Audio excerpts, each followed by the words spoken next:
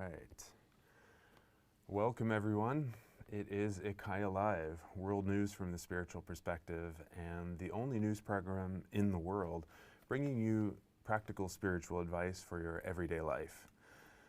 So tonight we have a special episode as we are looking at going on our summer holidays for about 6 weeks. We'll be back on the 14th of August.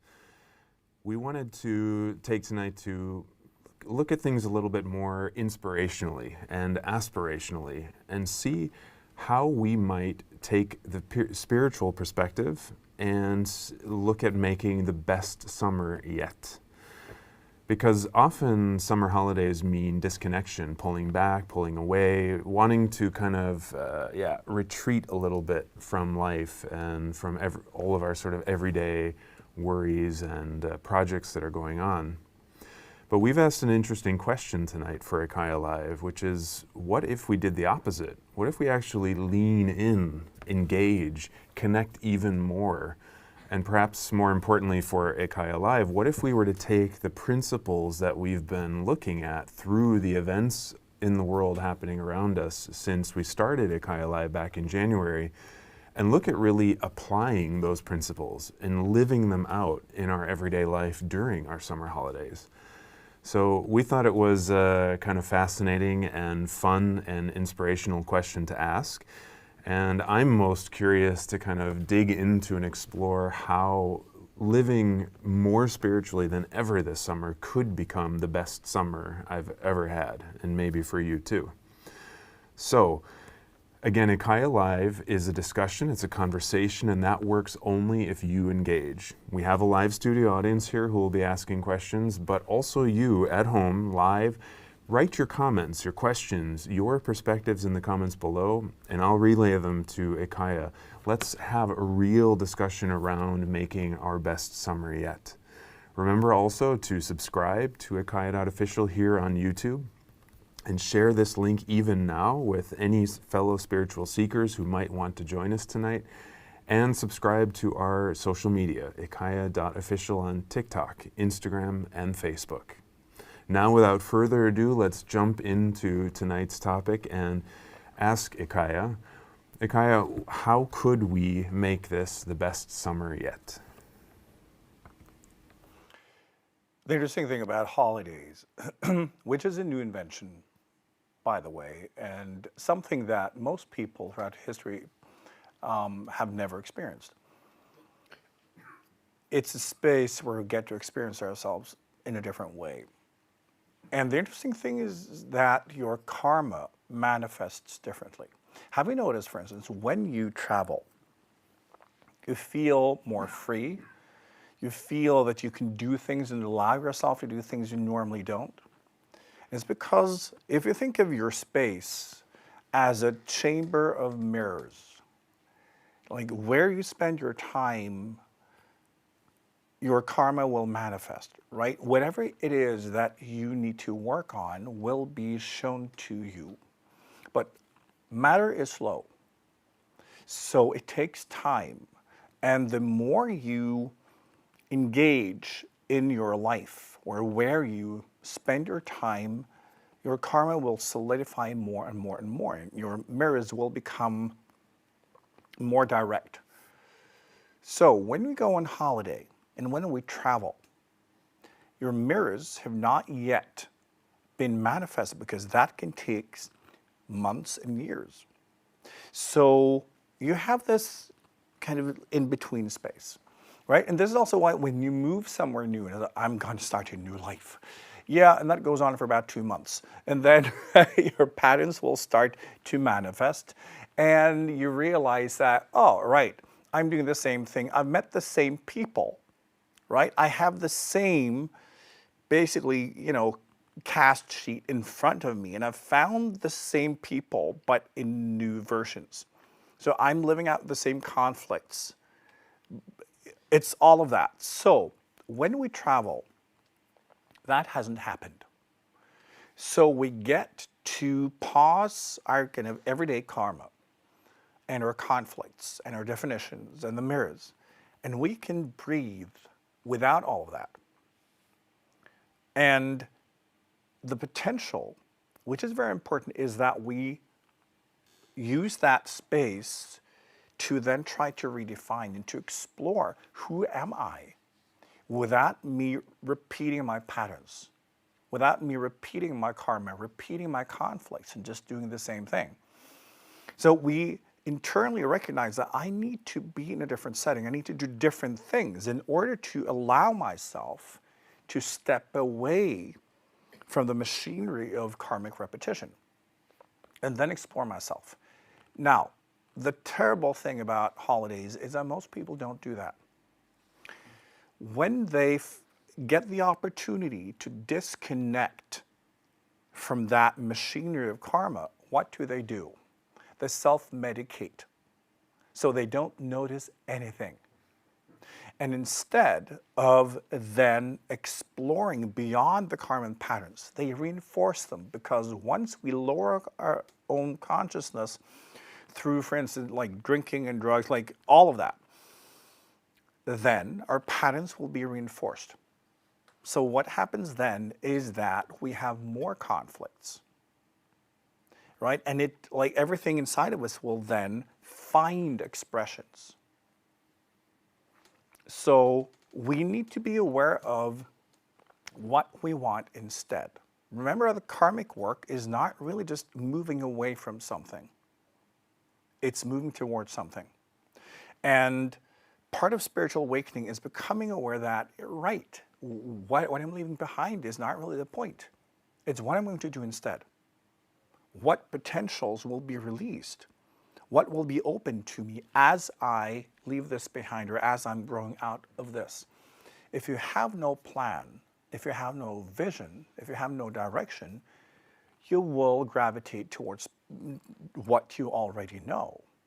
And I've seen this happening so many times when individuals have the opportunity to take a major step forward spiritually, but they have no sense of direction of where they're going or why, and then the mind needs something to hold on to. So in that channel, they will just go back to what they know and they will repeat.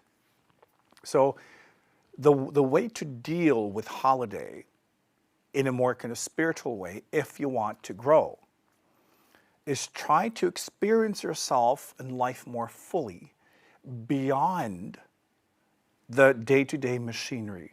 Allow yourself to not be that person. Try to switch yourself on. And not just, oh, I need to relax. Yeah, that's disconnecting because you're in so much stress. If you say, that's all and well, but I'm taking a step to the side and I will explore what else is in me, what other potentials am I not seeing because I'm just repeating my karmic stuff, right? So being adventurous, being playful, doing things you not normally do, act out of character, like do all of that to simply explore what else is there. Because remember that most of your characteristics and talents and parts of consciousness, most of the things you haven't discovered yet. And when you just repeat things in your life, you will not discover them. It will take a very long time, right? So when we step away from that, we have the opportunity to live for a while without those set definitions, and your brain will accept it. It's the best thing that humans have invented for themselves.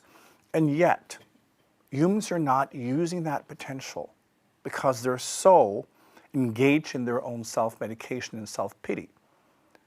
We can use holidays to grow even more, to explore, to get to know ourselves, to establish new ways of behaving in the world, becoming more productive, right? Becoming more who we believe that we are or should be without our patterns, so we can establish better programs, right? All of this is available. So at least that's a starting point. We have a question already from Ingrid here in the audience. Yes.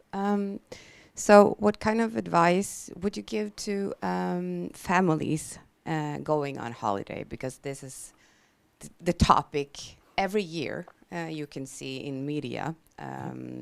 psychologists saying or speaking about this, because we all know that conflicts arise within the family when they go to holiday. It's written every year about Oh, this. yeah. But again, let's just take that. People are fucking stupid. That's the problem. Because basically, what humans do, when there are conflicts in the family, right, and then they create this expectation. Everything will now be different if everybody else behaves differently. That's the expectation. And they create these romantic ideas about like, now, like, you know, my wife will be in a better mood, then my kids will be blah, blah, blah, because they will be happy. And I can just continue to be myself because it's always them, really. I'm not telling them this, so, but I know, you know, and we all do this. So everybody will have these expectations of other people's behavior. I will not be triggered now because they will be well behaved because I'm giving them this holiday, like that type of bullshit. And when everybody thinks the same way and they look forward to this being a non-triggering safe space, the opposite happens, because then we get even more sensitive because our expectation to other people's behavior have increased, right? And at the same time, we will be more easily triggered because I really need this holiday, right? It's the way to make this work is for ourselves to take full responsibility and never expect anyone else to change, because it's not in our right to expect or demand anyone to be anyone than they are or display behavior differently, because that belongs to them. The only expectation we're allowed to have is towards ourselves. And we can say, well, I will expect of myself to not behave according to my patterns. I can be a better person.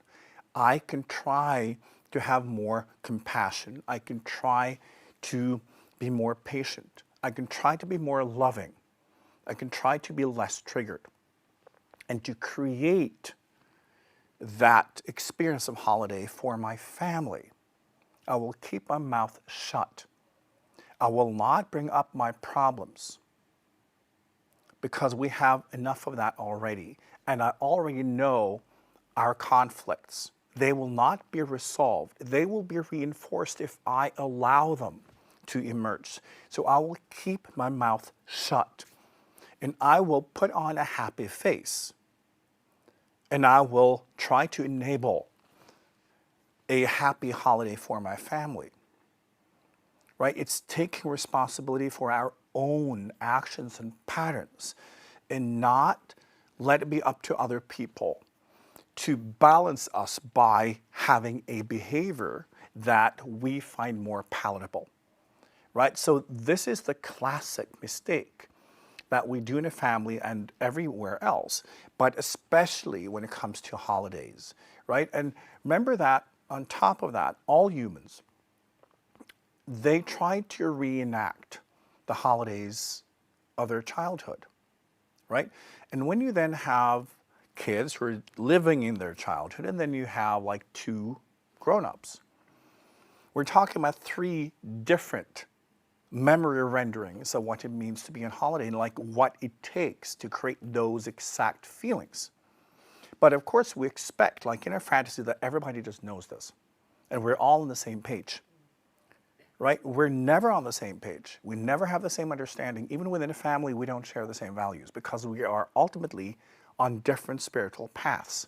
And it's so difficult for humans to get this. And yet it's very simple. What we learn in the process of awakening is that we take responsibility for ourselves in every situation, and we let others be, even the ones closest to us. And that's where it's the most, like, it's a most difficult transformation, because we think that when someone's close to, I have the right to this, this person should fulfill my needs and feelings. It's actually the opposite. The closer they are, the less right we have to anything, because they are close. We should show this respect like we should always show respect, but when people get close to us, they need even more space to be themselves. So again, the best advice to grow out of that whole complex. It's a huge misunderstanding. It only leads to conflict. And when we stop projecting our needs and our conflicts and everything that we need to resolve onto other people, and we decide to do the growth work in ourselves, we set our family and friends free to be themselves. And we will be in a state of giving instead of always feeling that they owe us something, right? Because this is also a typical thing. Because we have conflicts in the family, that's part of the expectation, that they go on holiday thinking like they owe me something, right? Yeah, because this has been so hard now, you know, and it's that. And it just creates conflict. And we just then want to be right. And we never are, right? And it is interesting to me why humans continue to perpetuate this type of setting in conflict, because it's not productive and it's not difficult to step out of. Mm-hmm. We have another question in the audience. Is the mic on? Is the mic on now? Yes. Okay. So I have a question regarding not expecting anything from anyone and taking responsibility for yourself. Because what if the people you love or you live with are acting in a destructive way for themselves and for you?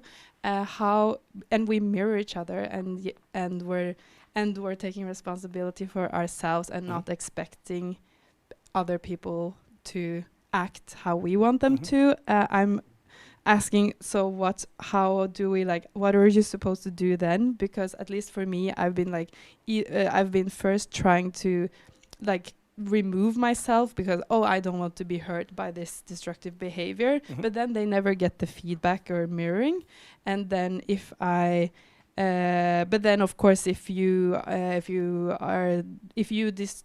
hurt yourself by them doing something you don't want them to do, then it's also destructive. So at least what I'm doing is I will give a feedback, but I won't expect that necessarily to do anything more than be maybe a stepping stone to help them see that destructive behavior. But yeah, so what are you supposed to do then? Ultimately, it's none of your fucking business. But no, it's never your business, ever. No. Well, then, if it hurts you, then you have chosen to use them to hurt yourself because you want to. If you hurt yourself through other people, they say, well, they did this, you utilized them.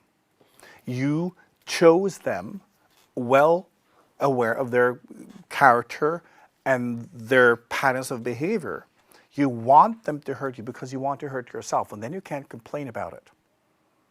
And then trying to change them instead of trying to change your tendency to choose people that hurt you. It's always us. It's never other people. It's none of our business. So when you try to heal yourself through others, it never works because you need to heal you. And it's learning to be very clear about this. And also part of why our society is so messed up. Because we always project and believe it's the others. They should change. Oh, I can help you. Right? It's that we can never help anyone because it's none of our business. We need to heal, we need to grow, and we need then to be an example. And it's up to others to listen. But we often, through our projections, believe that, if only they blah, blah, blah, and we feel empathy. Well, it's really us connecting to emotions and places in ourselves that we are in denial of. So we're using them as voodoo dolls to access ourselves. Right? And then that's why we feel so, I need to help, they need. No, they don't. They will figure out on their own. Spiritually, it may sound tough, but at the same time, it's very simple. We are all here to discover who we are, to discover what life is, to discover the relationship between the two without anyone in between. So The only choice you have when it comes to other people is, do you want them in your presence? That's it. As long as you allow them in your presence because you want them there, and then you have to fully accept who they are and their behavior. It's not for you to try to change them. And this is also why people have so many personal conflicts, because instead of healing ourselves, we believe that others should change, right? So we get there. But when we fully realize this, life is so much easier. And we can set ourselves free, and we set other people free too, because they do not need our judgment. Even though we think we're helping, we're actually judging them, saying that you should be different. If they need to be different, they will figure it out. We've got a good discussion going here. We got another question from Maria in the audience. Yeah, I personally have always found holidays like a kind of strange concept in a way. I've never been able to really like take holiday because I've never felt that there's any point to do that. And I think that's because of that self-medication tradition. For me to just take that time off in that way haven't never made any sense. Right. So for me, I have in a way retreated and just worked through the holidays. But actually this summer, I will open myself more up and do different things. But still, I can feel my patterns of really being able to do that. I mean, do you have some advice on because I think there are more people who find it challenging to really take holiday in that way you are describing. Yes, most people find this difficult because there is no tradition. And it's back to, you know, certain principles that we need to talk about. And this number one, recognizing that we're all here to live out our assumptions. We are all here to test out our beliefs and see them demolished. And we can only do that by actually living. Now, when you look at humans and their religions and their way of thinking, they have created so many thoughts around what is right, what's wrong, what we should do, what we shouldn't do. And of course, when you are in the framework of a religion, it's very clear that the whole thing is about having a behavior that will affirm your faith, which means basically just looping in the same type of behavior because that is safe, right? So basically you first have a faith, a belief, and then your life is about affirming that faith. In a spiritual awakening, however, it is kind of the opposite. And in many ways, it's about not just going beyond your belief, but refuting them. So instead of affirming, you always seek to see your beliefs being wrong. Because remember that when you seek truth, and you only seek the manifestations and the behavior that will affirm what you already believe, you will not get anywhere. What you need is to see in between, right? This is what you recognize, this is what you recognize, this, but in between, there is something else. And in religion, this is what one recognized. So by making people repeat actions that will affirm what they already know, they will be enslaved. They will not move an inch, because that takes exploration beyond what we believe. And this is why we incarnate. You start with assumptions, which is your truth. I think the personal truth is basically your assumptions about life, and then you have to live them with the intention of life crushing all your assumptions and beliefs. Religions have taught you that's evil, that's dangerous. That's a sign that you're on the wrong path. Because if you're on the right path, everything will go well. No, everything will go well once you have repeated something and you have found the balance. When you are exposed to something you haven't figured out yet, you will fail terribly every time. So when you meet life with an assumption and you are curious and open, life will show you that you are wrong. And life will crush whatever you believe so you may discover truth. Again, this sets you free. And religion has basically trained people and brainwashed humans into believing that that's a sign that you're doing something wrong, right? And it's the opposite. Truth is only in what you haven't figured out, what you haven't learned, what you're not able to do yet. And this is what we need to look for. So think of what you figured out as these points, right? Those will be your assumptions about life. And your next step will be when you're able to move in between. And you will fall flat on your face every time because what you know and what you know how to do will not be sufficient. So a spiritual life is doing that. And we recognize that, oh, it's the affirmation of belief. That's the evil, if we're going to use that type of word, right? All right, because that will keep us trapped in eternal repetition. In our culture, because we've had human religions for such a long time, and we have had power structure for such a long time, it's part of our genetics, right? So you will feel, I'm afraid of doing something wrong. What if I do this? That's religion. That you, having been programmed into believing that when something is happening the way you assume, well, then you're doing it right. It's only when you fall flat on your face that you're doing it right, because it means that you're doing something you're not good at yet. That's where the expansion is. That's where all your opportunities are spiritually. So it's only when you're doing it wrong that you're doing it right. And when you're doing it right, you're doing it wrong.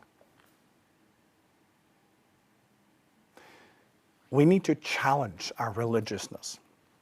And because in all of us, we have this fear of something not working. And you can recognize it.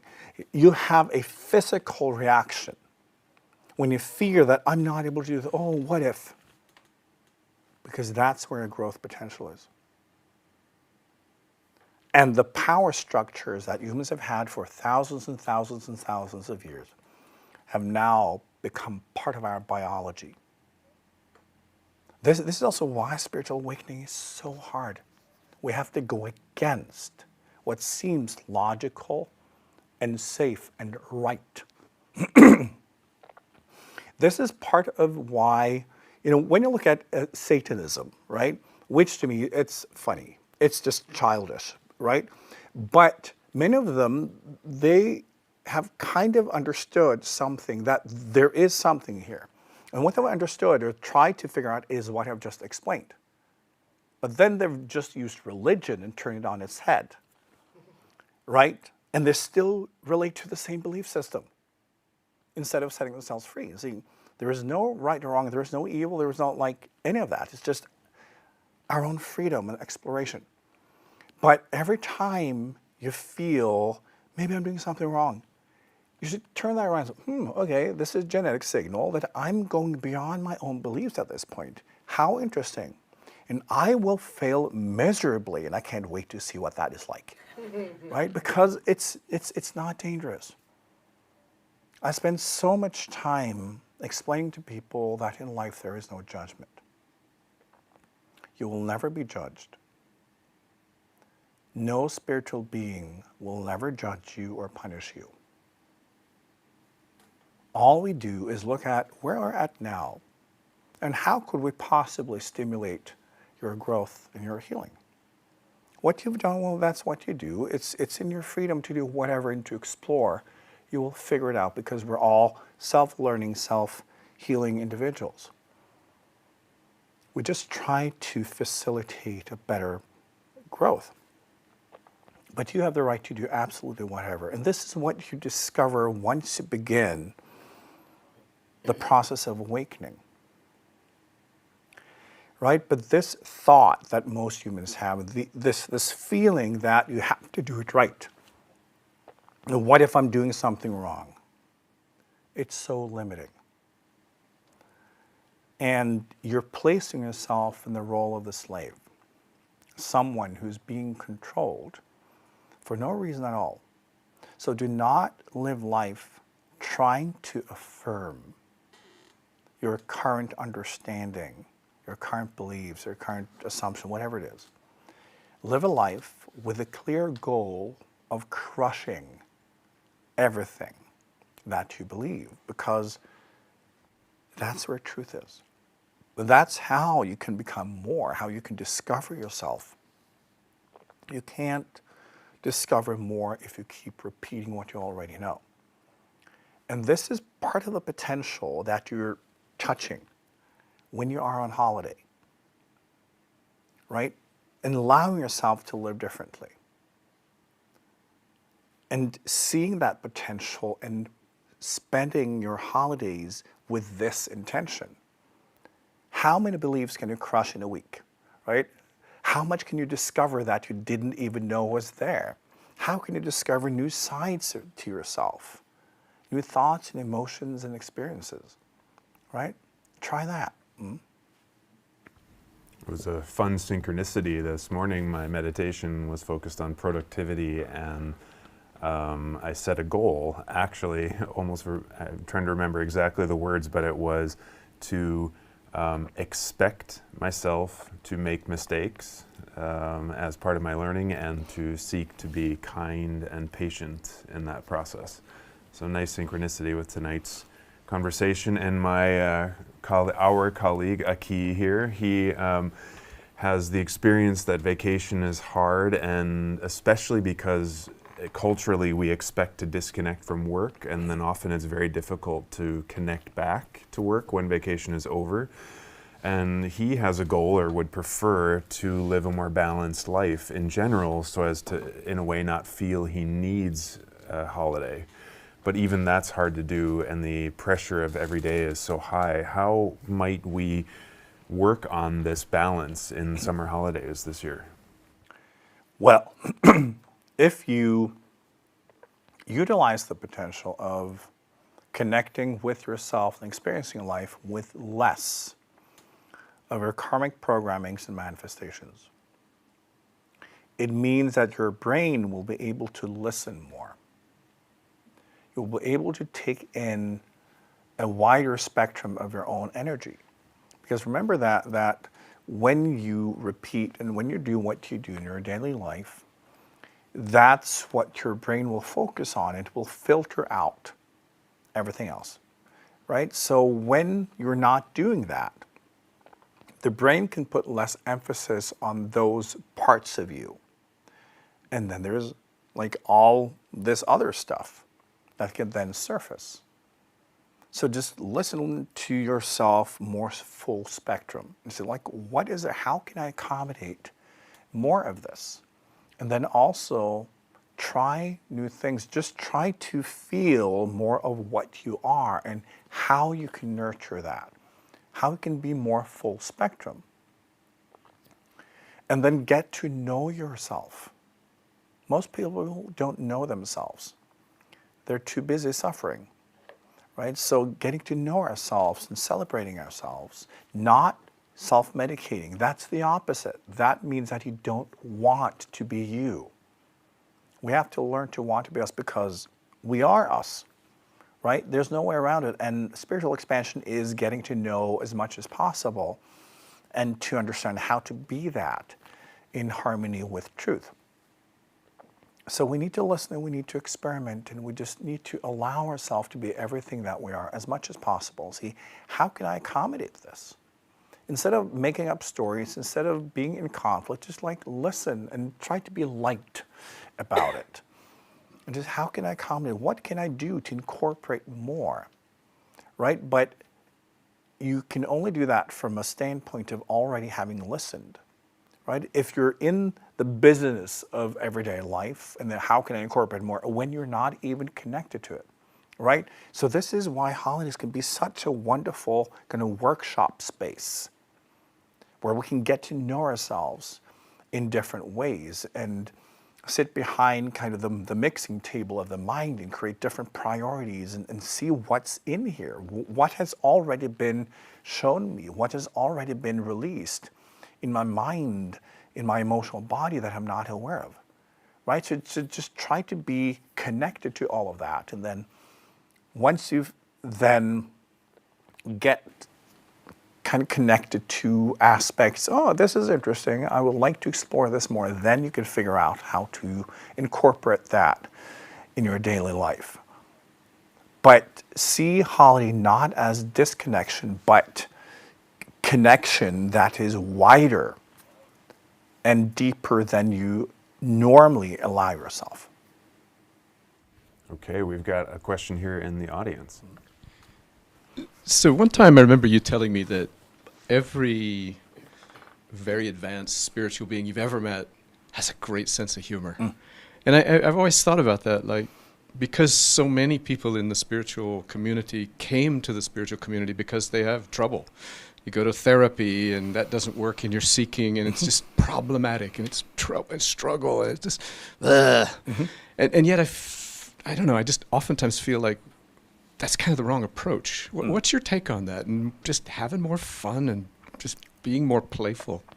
I think suffering to the point where you just throw up is healthy. Because you need to get to the point where, like, I'm done, right? You need to see through suffering. And you're not willing to let go of suffering until you've tried every single version of it, right? And it's just how it is. Humans are addicted to suffering. It's their strongest collective addiction.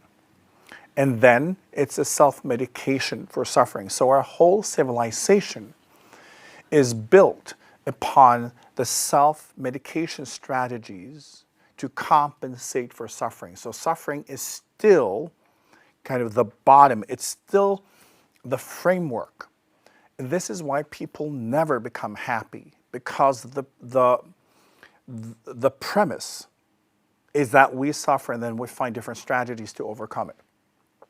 Even when you look at human innovation, it's very often simply new ways to avoid suffering, or to run away from it. When you look at the medicine, all different forms of medicine, even alternative medicine, it's always about, you start with the suffering and then how you can compensate, right? So it means when that suffering is the starting point, that is the cake. It doesn't matter what kind of like frosting you put on it, because that's the bun. So people can never get happy, and they are never happy. They're only happy when they self-medicate in several different ways at once, so they forget their suffering, but it's still there, right? So this is why we cannot use human civilization as a foundation for happiness. We have to connect to ourselves and our journey for real, and also see through the human life form in this civilization and take the wheel. But one important thing also is that once you suffer enough, you start laughing. Because at some point you begin to see through it, and you can see the silliness of what you're doing. The silliness of how you injure yourself intentionally, and then you sit there and scream and yell because nobody's paying attention to, like, it's all of that. As long as we project and we believe that the world should heal us, that the world owes this or that, we will be deeply unhappy. Almost all humans have multiple stories about how the world or other people owe them something. right? And then they suffer because people don't give them that. Because everybody's got the same story, right? So it's basically, if you think of like, you have a restaurant space, and like there's 50 people there, but they're all guests, and they all think that everybody else is working there. Nothing happens, and everybody wants to speak to the manager, but that's basically human life, and you start seeing through it. And it's just, begins to, human suffering becomes so funny because it's self-inflicted. And it's based on this projection. Part of spiritual awakening is taking full and complete responsibility without exception. And when that happens, it takes a while because you take, one piece of responsibility at the time, but at some point you get it and you take all of it and boop, you're free. Because you can only have freedom when you have full responsibility. Without any exception, without any stories, well, I can't have because, no. That is how we become free. Because then it's only about you learning not just how to survive, but how to thrive, how to make yourself blossom, how to be part of the world in a productive way. And I have to learn all the skills. I have to do this all myself. How exciting. And then you have the intention, you set goals because you want to learn. Because you finally understand that no one will do anything for you ever. When that happens, it's simply because there is an exchange where both are living in that illusion. So you can do things for each other just to perpetuate that illusion. So once you stop doing that, you want to learn. And you see the results. So it's not like you have to, it's just freedom. And the more skills you develop, the more intelligence you develop, the more freedom you experience, and you get it, and it works. Right? And in that, you get to a whole different type of happiness. Because human happiness is normally something that simply comes from self-medication that's working. It's a relief. But spiritual happiness is complete connectedness and presence in that connectedness and being able to behave productively from that point in yourself. And such an important part of spiritual awakening is not taking things seriously, because taking anything seriously is part of the suffering complex. There is no reason to take anything seriously. As I've said many times, matter is simply a rendering of consciousness, which means there's no need to take any of this seriously. Right? This is real, and at the same time, it's not. It's real because it's an extension of consciousness, extension of thought, extension of karma. But yeah, we're here to change that. Right? It's like a video game. There's no reason to take it seriously. What we should take kind of seriously in a way is our own growth and our own connection, but we don't have to take this seriously.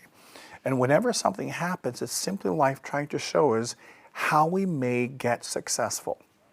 If only we change something. So we have to crush our belief because that is blocking us. And then life will at the same time show us, do it that way instead and it will work. But we don't want that. We want our fantasy, our belief to be real, so then we suffer. Right? And we begin to see that too. So we love when life crushes everything. In us, outside of us, because we know that we're closer to truth.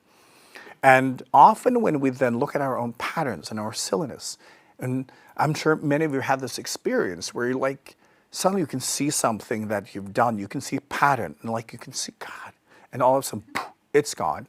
And it's just so funny, right? So,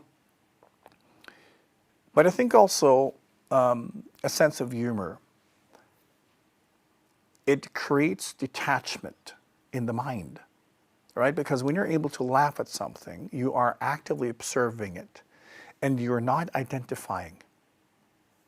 Right? So it's also a spiritual discipline to force yourself to laugh at yourself, especially in your suffering, because again, laughing at something means that you have more of that observational view and it frees the mind. So it also becomes part of your awareness that unless you have a sense of humor, you're actually attached, because then you believe in the illusion, right? So in a state of detachment, you do not take anything seriously. You relate to life as being free and flowing, and you have no need to attach yourself to anything, but you enjoy all of it, right? So the sense of humor comes from there. So yes, I would say like a spiritual teacher who takes things seriously is not a spiritual teacher. It's a teacher of illusion, still belonging to that state. Because like any individual in a process of awakening will get the wackiest sense of humor. It happens to everyone. We have a queue of questions here in the audience. Good. Ingrid, you're up. Yes. So this summer, I really feel is all about what we've been talking about: reconnecting, connecting with parts of me that I haven't experienced, blossoming, going out. But at the same time, as you also said, holiday season is about self-medication. And for instance, here in Oslo, there are people all over, in parks, in restaurants, bars, everywhere, all self-medicating at once. And it's kind of hard not to get affected by that vibe. I know, of course, it's about having resonance points for that in myself. How can I interact with all of this life without at the same time getting affected by that vibe and be triggered in myself? Yes. We can only be affected by something if we want it to affect us, because it means it mirrors something in ourselves, as you said. But if we then feel that when close to a certain manifestation that we're getting more trigger than we're able to deal with, because sometimes we have karmic wounds that we haven't healed yet, right? That might be too much. We don't need to trigger. We don't need to amplify. And then it's a matter of recognizing the different information, the different vibration in different forms of manifestation, saying, okay, is this healthy for me?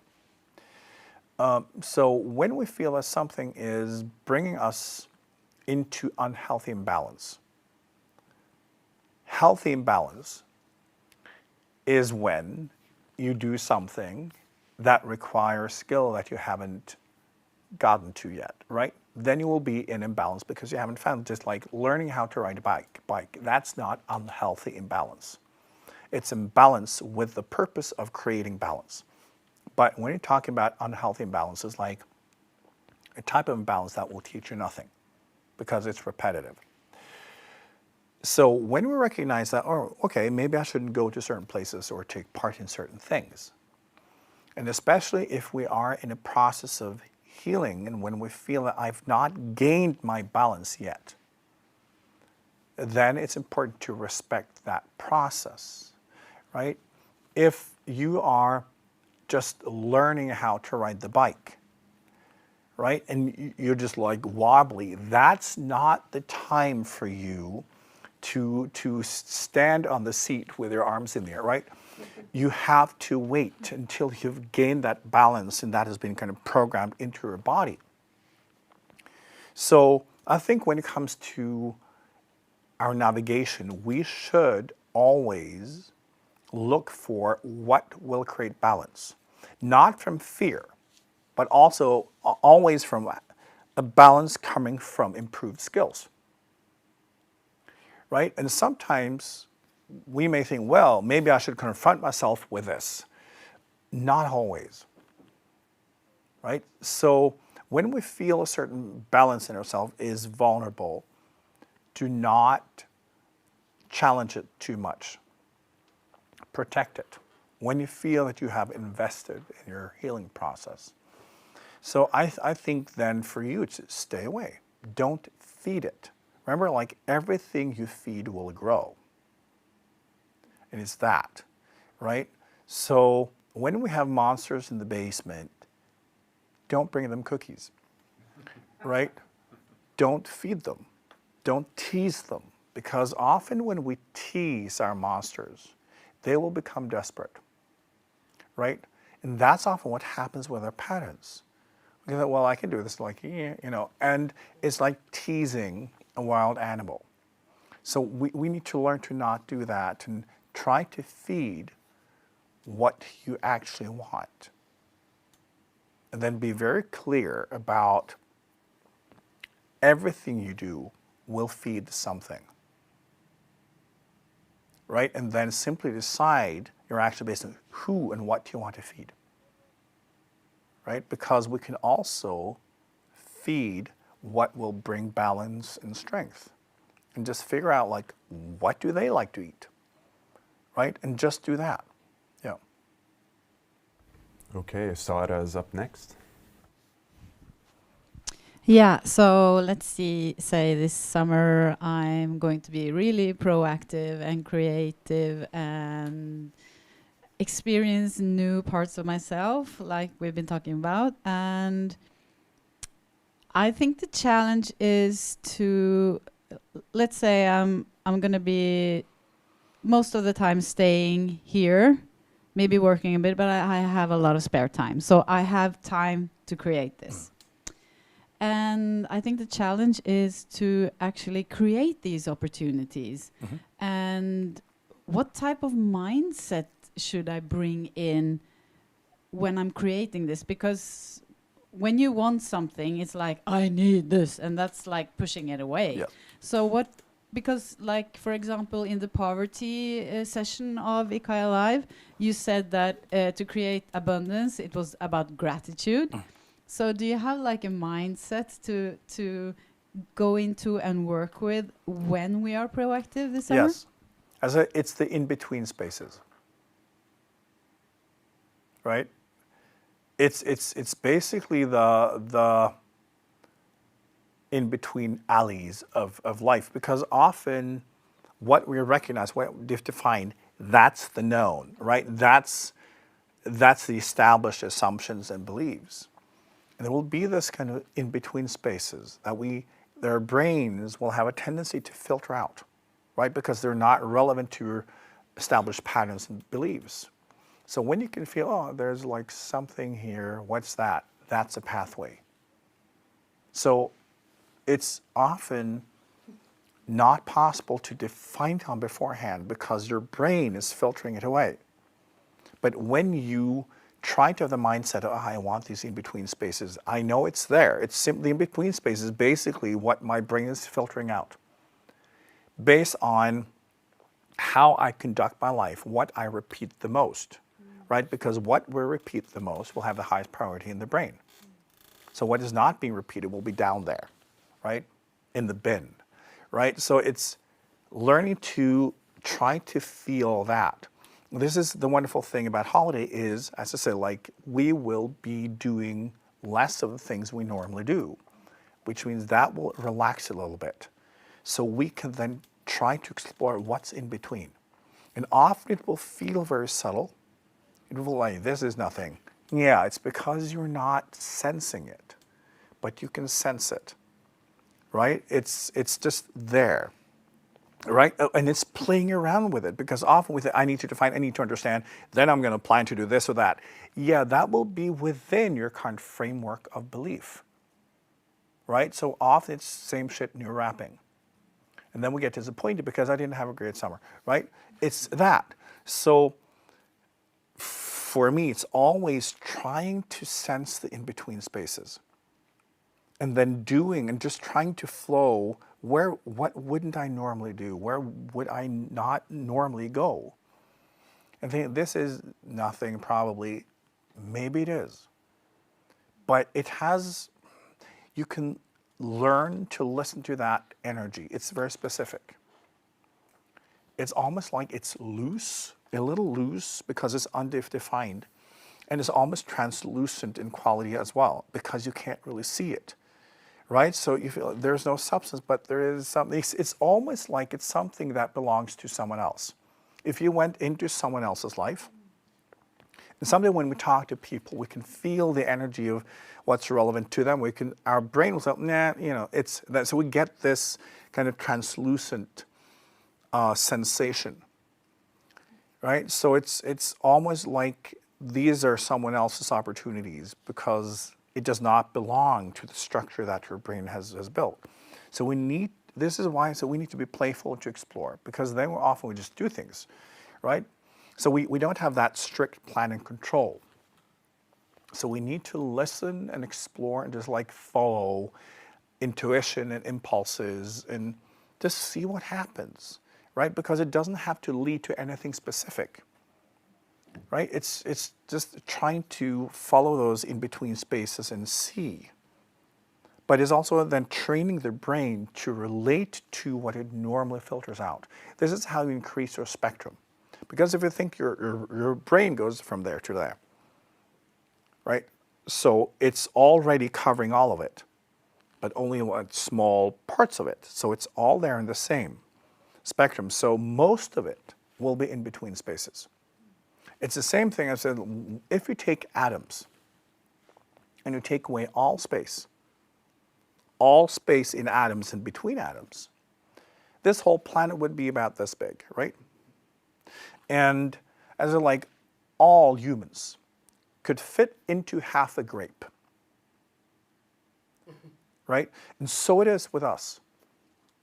Most of our potential is already here, but it's space and we can't see it. Because if we think of it, if we were able to sense full spectrum, we should actually sense an experience, have an active experience of mostly space. And we don't, because we stitch together one atom here and one over there, and the rest is gone, right? So this is why we need to train our brains as well and look for the space, because that's where the full spectrum is. It's not somewhere else, right? So learning to kind of listen and understand that I have this, I have that. There is a whole something here, and I have no idea what it is, and just try to float into it and fall flat on our face. So it's just that. Okay, we have another question from Bianca in the audience. So let's say I manage to have a great summer and explore new things and go in between the spaces, and then I clunk my suitcases back home. And very often, as you say, my patterns come back quite quickly. Do you have any suggestions of what to do to make that at least linger and hopefully manage to create a new structure of some of the new? It's a funny question because I've had it many times. But do you also understand when most people ask this question, do you see that it's coming from the same place as when people have expectations about their holiday? Somehow we have the expectation that, oh, now I'm feel so free and it should last. And we expect that and it doesn't. So we get disappointed. And then we basically, we go back into our patterns because we suffer. So do not expect it to last. It's like, having a delicious meal. Once you've eaten it, it's gone. It doesn't mean that it was a waste of time because you ate it, right? Because it should last no, it shouldn't. Then you would not be eating it. So it's appreciating that, oh, I was in a different space. I was able to connect with myself differently. And that's so valuable, that's so precious. And I will let that just be there. And I know that it will affect me because I've had this experience. Whenever we have an opening, whenever we do something, it will be present. And our mind and our consciousness will try to reimagine and re-render. But we should not expect that to last, because the reason why you were able to be in that space is because you paused your everyday karma. Once the everyday karma is back, boom, different spaces. So when we let go of the expectation that it should last, just see it as the most delicious spiritual meal. And now we go back to our daily life. It can actually last longer because then we don't feel that we've lost something. Or that, oh, I wasn't able to make it last. You shouldn't. But allowing for it to be in you as positive memories so you can connect to that energy. You know, okay, this is actually a source of energy and information in me now, and I can open myself to that. So reliving good moments in life is important because they are channeling points. Every manifestation, whether it's in matter or in your mind or consciousness, they vibrate. And every time you focus on something, you'll be tuned into it, you will start channeling that energy. So, and this is also one really funny thing about humans. What do humans focus on? Bad memories. Humans are obsessed with channeling terrible energy and then complaining about it, right? People can bring themselves into depression and anger by focusing on memories they don't like, because they will start channeling that vibration, that information, right? People do it all the time. Try to do the opposite. Try to go into your memory of whatever it is that is uplifting, that is good. And understand that whenever you focus on that, it is an established channeling point, because the experience you had and the energy that you were in was basically you channeling. When something happens and you get into a good mood or whatever it is, it's not the situation. It's like, it's basically back to think of it as a mixing table in a studio, right? And the different elements are basically different instruments. Oh, a little bit of, and then boom, you are channeling. So you allow yourself to channel different information based on the manifestations. So when you have that in your memory, it's still there, right? It's like we can still listen to Whitney Houston several years after she died. It's still there, right? And we can listen to her, it's just like she's right there. It's that. So all your memories are channeling points. So choose wisely. Why do you want to activate channeling points that cause you pain? And we think it just happens. No, it doesn't. You can learn, you can show some discipline. So also creating good memories are creating channeling points that you can use forever.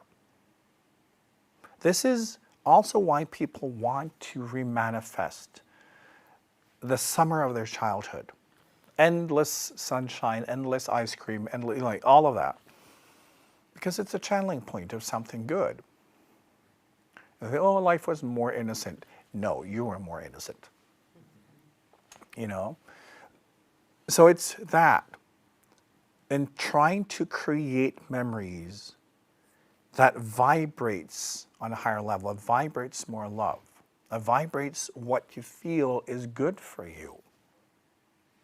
Don't think it should last, but it will last in your memory as a channeling point, right? So by actively creating those kind of moments and to really enjoy them, right? And to really be present to the good life is important.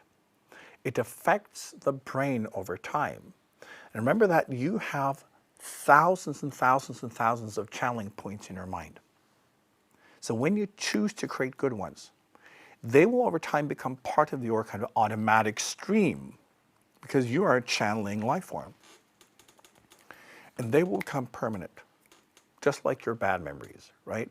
But when you actively decide to create good memories and you try to take in, when you experience something good, take it in with your whole body. Take it in with all your senses. Is that I want to make an imprint of this. I want to make an imprint of this energy.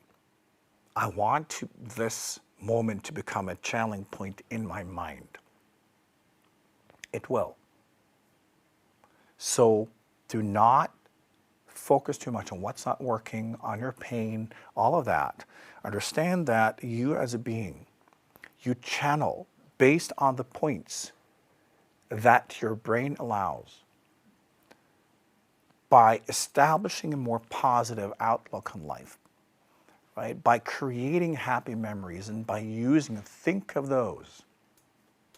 As many as you possibly can, try to create good memories every day. Not just when you're on holiday, because then it should be continuously, but in your everyday life, try to create a really good moment every day, and decide that this will be a challenging moment in my brain, right? And try sometimes also to, in meditation, look at all of these positive challenging points and say, I want to emphasize that.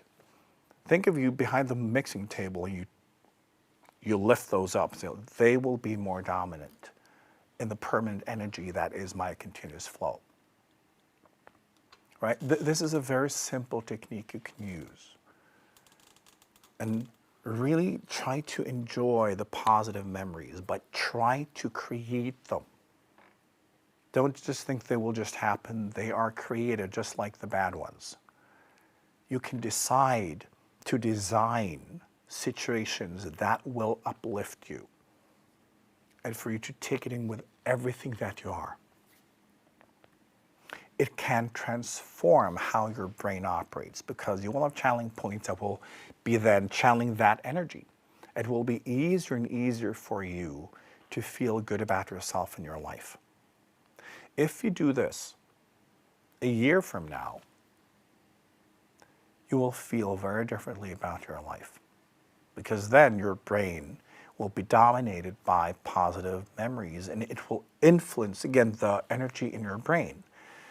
And the story you have about what life is will be different. So when you're on holiday, try to do this every day and take responsibility.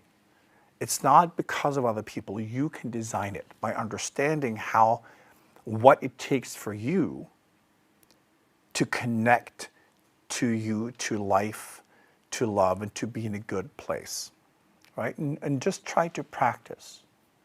And then just keep them as challenging points in your memory. We've got a beautiful discussion tonight, and Liselotte, along these lines, she's seen holiday as always being very important, but she's been feeling lost in space if she doesn't leave home during her holidays. She's wondering if you have any advice on how to make holidays good and expanding at home. Yes. This is back to what we have discussed about how our patterns are mostly manifested where we spend most of our time, right? And when we feel that we have to travel to get away, it means that you have actively programmed your home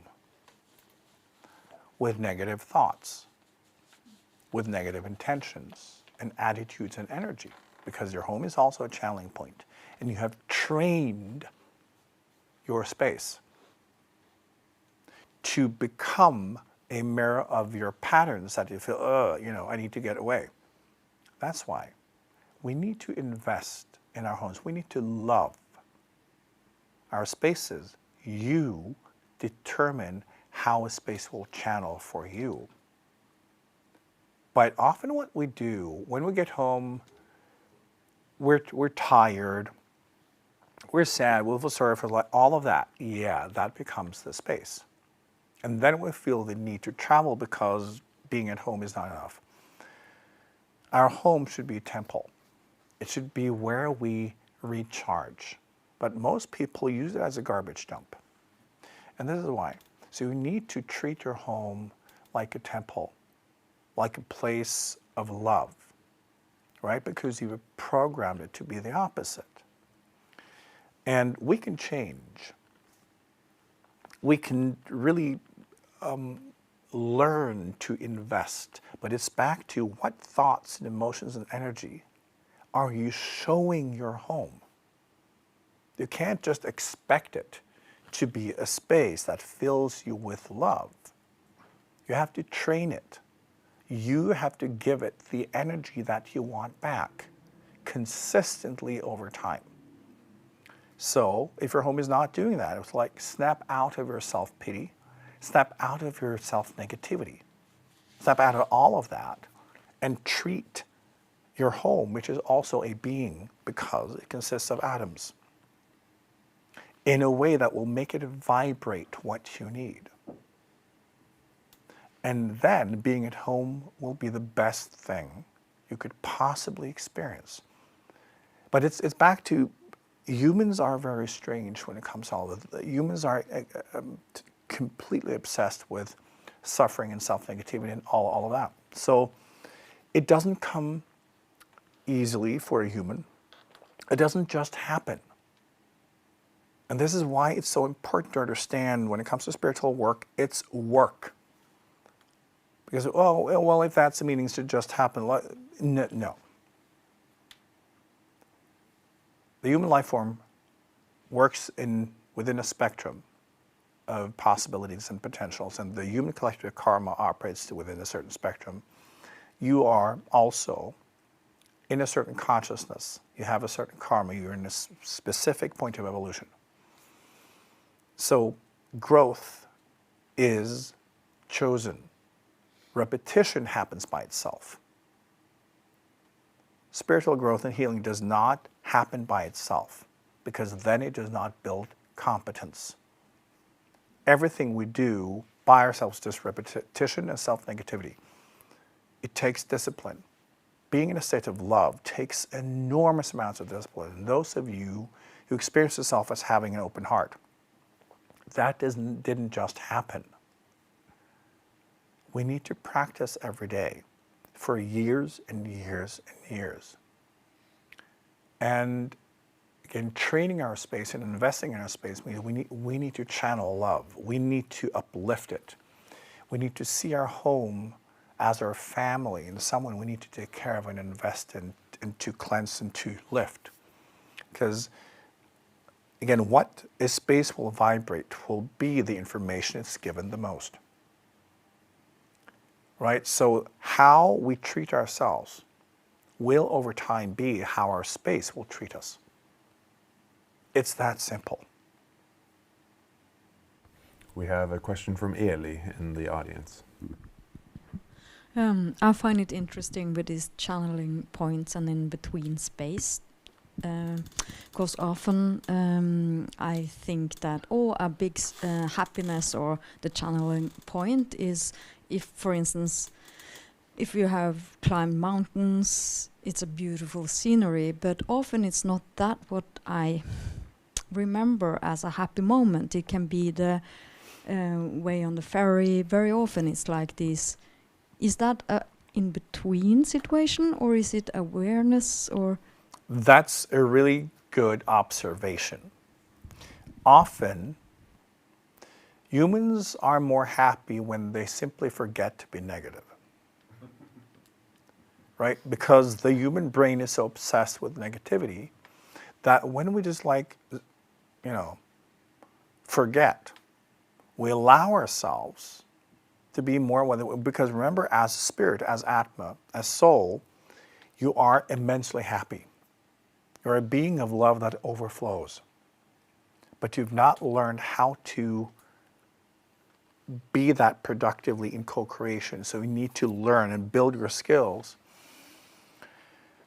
So negativity is still just part of the karma and the resistance to love, resistance representing all our blockages and all of that. So yes, often it's easier to be in a good state because it's so important that it doesn't have to be these big things. Remember, it's the mixing table. It's simply the combination, All of a sudden, it's just like sometimes when we listen to a song and it's well produced, right? It's like, why is this working, right? You can hear a production or a song that's very similar and just doesn't work. It's just like, it works, right? And it doesn't have to be complicated, but it just works. And it's that. Often it's the combination of factors that this turns you in that way, this tweaks you a little bit there, and all of a sudden, boom, you're channeling this energy for apparently no reason at all. But it's just the combination of factors, how your senses and how your brain works. And all of a sudden you allow yourself to channel a specific energy.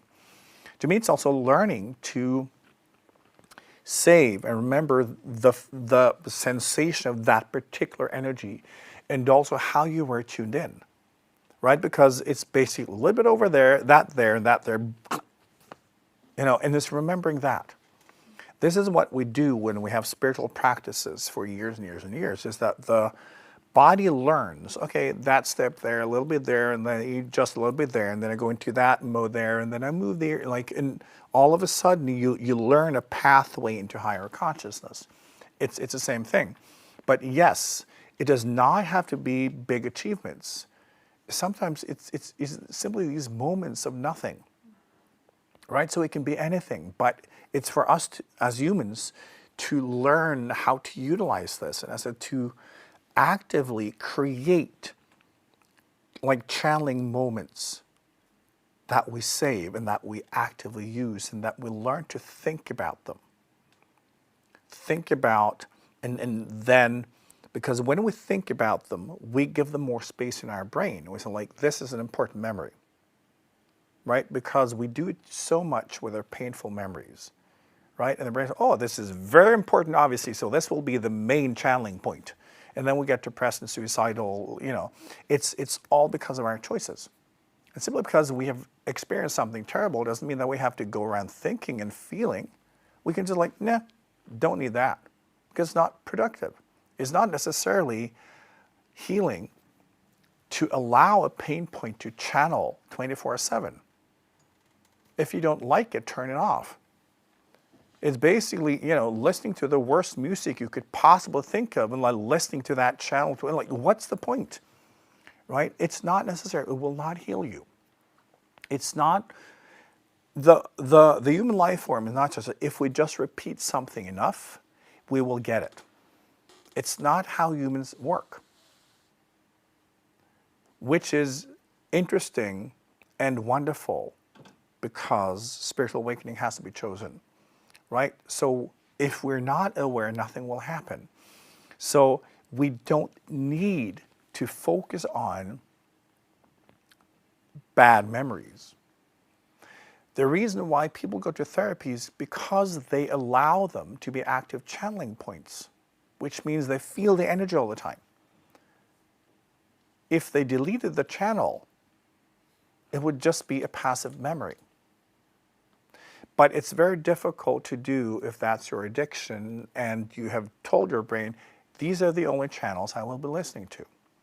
So again, establishing positive ones and teaching your brain, these are the channels I will be listening to. I want this energy. Gradually your brain will let that be dominant. And you can fill your life with wonderful sensations and energies, and you will feel that your life is rich and good and full of love, and the kind of bad memories will be disconnected. Because again, there are channeling points until you disconnect them, and you are in power, you are in control.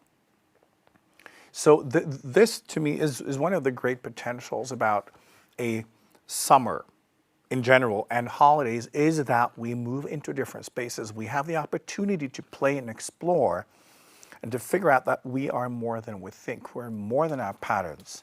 We're more than our different programs, and we can basically rearrange our brain and reprogram if we want to. It never happens by itself. And having an intention of love, an intention of healing towards ourselves, and then look for the opportunities, right? And we, as also you mentioned, it's recognizing those moments that we've already had, right? Because we've all had good moments in life. And trying to align ourselves with those and say, okay, this is what I'm looking for. Because then your brain will be looking for that. When we are obsessed with our bad memories and we channel, when start, I want more of that. You will be gravitating towards the outer manifestation of the energy that you're channeling. So we can change that. It's actually like that. Once we fully realize this and we practice, the positive new memories will overpower the negative channeling points. It's very simple. And it's not then suppressing bad memories. No, you just, they're there. You just don't need them to be channeling energy. It's that. And it's very simple. So do that this summer. Play around with everything. Again, don't take anything seriously. We incarnate to explore, right? To go beyond our resistance and karma and move into potentials. Life is always trying to show us more, show us how we are limiting ourselves and how we may move past it. Remember that the human life form itself is partly human, part higher intelligence being, right, from other planets. We have an enormous spectrum, and humans have no idea yet the potentials that are still part of this life form, because humans choose to operate in the lower sector of the spectrum. The more you lift your consciousness, the more you open yourself to love for real, the more those potentials will become real to you. It doesn't just happen. It takes discipline and practice and repetition to access your higher potential, even in your human body and brain. Your brain can connect. Even your biology has the ability to go beyond this body and connect to life around you. You're a channeling presence in the universe, and you are in control. You can steer your own growth, your own healing, your own presence, what you channel, what you create. But you have to choose and you have to learn then to set yourself free from the human illusion and the human collectiveness. So you need to embrace everything life has to offer. And I say, in summer, we are slightly better at opening ourselves up to more of what is already there. So try this summer to open your heart, to create channeling memories, to be attracted to the in-between spaces, to take responsibility for your own growth instead of hoping that something will happen by itself, that other people will do something for you and then create the story. Nothing happened, I didn't meet anyone. You don't have to. It's all in you. It's what you bring to life that life will reflect back. Your needs, what we often refer to as needs, is on a very low level. You're self-contained. You're self-learning, self-healing. You have everything in you. You're a full spectrum being. You just have not discovered it yet. Life and even the human journey is about you unpacking as much potential as possible. And that is always beyond what you currently know, beyond what you currently understand, beyond what you're currently doing. So let life demolish your beliefs, crush everything, because what is being crushed are the doors, so that you may enter new spaces, to play, to explore, to discover new things about yourself and life, because it's all here. You are a spiritual being in disguise. And so are everybody else. So do not let yourself be limited by your misunderstandings. So love everything. Explore everything. And let yourself get a break from the karmic self, the perpetuating, repeating self. And embrace summer in your spiritual self without disguise.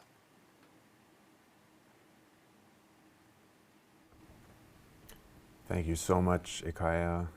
Thank you, everyone, for joining us, both online and here in the studio audience. Tonight's conversation was wonderful, uplifting, and we hope it inspires you to live and co-create your best summer yet. But don't stop there. Allow others to be empowered by tonight's conversation and share IKYA Live with others. Subscribe to IKYA at ikya.official here on YouTube, Instagram, Facebook, and TikTok. And please spread the word. You know, share this link with others, but also explain to them why this teaching, why this show is empowering. It's not just about discussing the news, it's really about lifting our consciousness and changing our perspective. And when we do that, we can change our behavior and we can change the world. So let's see if this summer can't be one of positive change by taking everything that we have learned in discussing the world's news with IKYA since January and living it out this summer. So again, this has been IKYA Live, world news from the spiritual perspective, and the only news program in the world where, just as you did tonight, you get spiritual advice, practical, that you can then implement in your everyday life. So again, thank you so much for joining us, and a reminder that we are going on summer holidays until we are back on the 14th of August. So please enjoy your summer. We will, and let's all get back together and see what a beautiful world we live in when we come back. Again, thanks for joining, and see you soon.